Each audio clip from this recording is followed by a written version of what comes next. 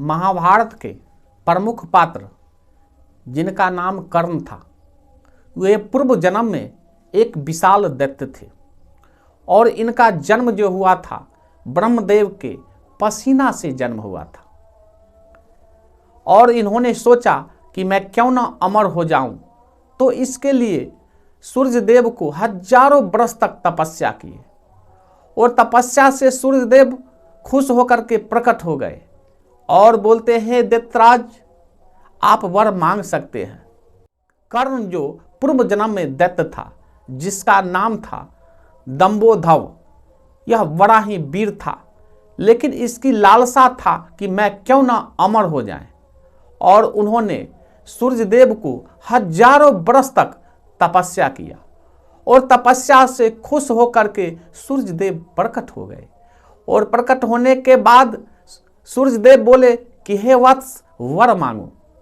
तो दंबोधव बोला कि हे प्रभु, अगर आप हमसे खुश हैं तो हमें अमर बना दें। तब भगवान सूर्यदेव बोले कि ऐसा संभव नहीं है, कोई आप दूसरा वर मांग लें।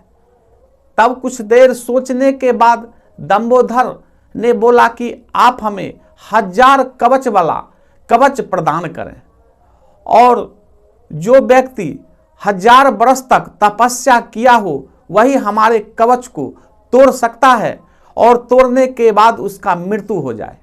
इस पर भगवान सूर्यदेव थोड़ा देर के लिए शांत हो गए, लेकिन तपस्या किया था इसके प्रभाव से उन्होंने तथास्तु कह दिया। अब दंबोधर जब यह वर प्राप्त कर लिया तो अत्याचार करना शुरू कर दिया। देवता, दानव, मानव, किन्नर, यक्ष सबको सताना शुरू कर दिया। अब इससे पूरे संसार में हाहाकार मच गया। सभी देवता घबरा गए और घबराने के बाद विष्णु लोक पहुंचे। विष्णु जी के पास जाकर सभी देवता प्रार्थना करते हैं कि हे प्रभु, हम लोग की रक्षा करें।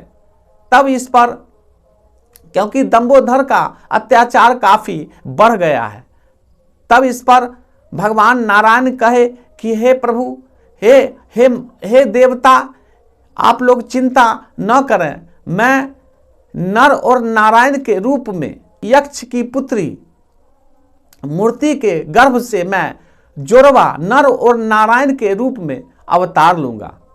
आप लोग चिंता नहीं करें। कुछ समय व्यतीत हुआ तो ब्रह्मदेव का जो ब्रह्मदेव का मानस पुत्र जो धर्म था, उसके साथ मूर्ति का विवाह हुआ और उसी से नर और नारायण का अवतार हुआ। अवतार होने के बाद दोनों भाई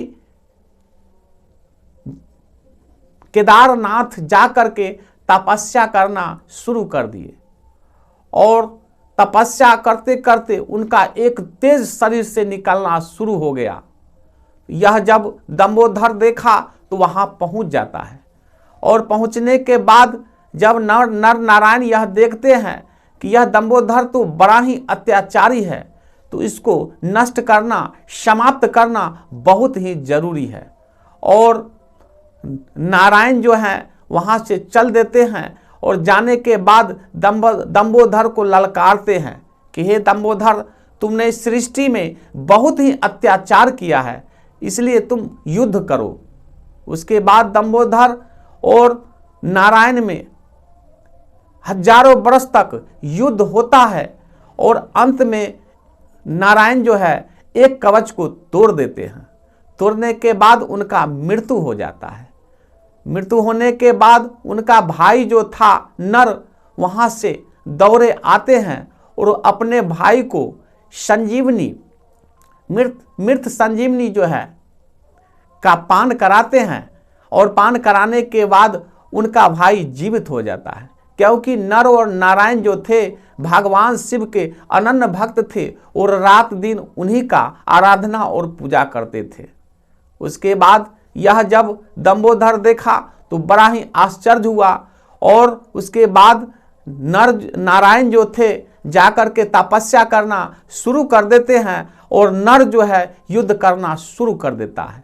नर और दंबोदर में घमासान हजारों बरस तक युद्ध होता है और होने के बाद उनका एक कवच को नर जो है तोड़ देता है। तोड़ने के बाद उस नर का भी मृत्यु हो जाता है। मृत्यु होने के बाद फिर उसका जो है नारायण जो है वहाँ से आते हैं और संजीवनी बूटी पिला करके फिर उनको जीवित कर देते हैं। फिर इसी प्रकार जो है 999 जो है कवच को तोड़ देते हैं, बच जाता है एक कवच। तो दंबोदर समझ जाता है कि अब हमारा मृत्यु निश्चित है और वहां से भागता हुआ सूर्यदेव सूर्यलोक पहुंच जाता है। सूर्यलोक पहुंचने के बाद सूर्यदेव समझ जाते हैं और अपने वो मुख में जो है दंबोदर को रख लेते हैं।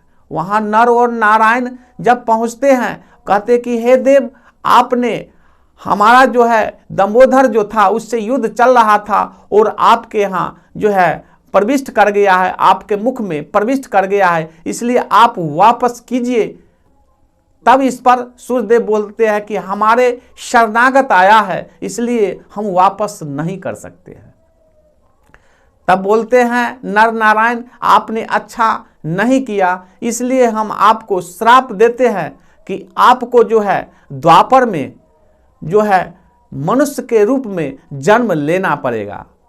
वही जो कर्ण जो है द्वापर में जो है दंबोदर जो अपने मुख में रखे हुए थे, तो दंबोदर के साथ जो है अंश सूर्य का अंश के रूप में कर्ण के रूप में उनको जन्म लेना पड़ा। वही कर्ण आगे जा करके महाभारत में कर्ण और अर्जुन का युद्ध होने वाला था, तो अर्जुन का पिता जो था देवराज इंद्र उससे काफी चिंतित रहते थे और सोचे कि क्यों ना इससे कवच और कुंडल किसी प्रकार ले लिया जाए, क्योंकि कवच और कुंडल इसके पास रहेगा तो अर्जुन मार नहीं सकता है और अगर इसको कवच को तोड़ देगा तो अर्जुन का मृत्यु हो जाएगा। इसलिए उनको देवराज इंद्र को चिंता बना हुआ था। सुबह सुबह ब्राह्मण का भेष धारण करके कर्ण के पास इंद्रदेव पहुंचते हैं और उनसे कवच और कुंडल मांग लेते हैं। तो बंधुओं, यहाँ बड़े ही समझने की बात है, नर और नारायण इस द्वापर में दूसरा कोई नहीं थे, कृष्ण ही नारायण थे और अर्जुन ही नर था, जो कि पिछले जन्म का युद्ध इस जन्म में पूरा किए।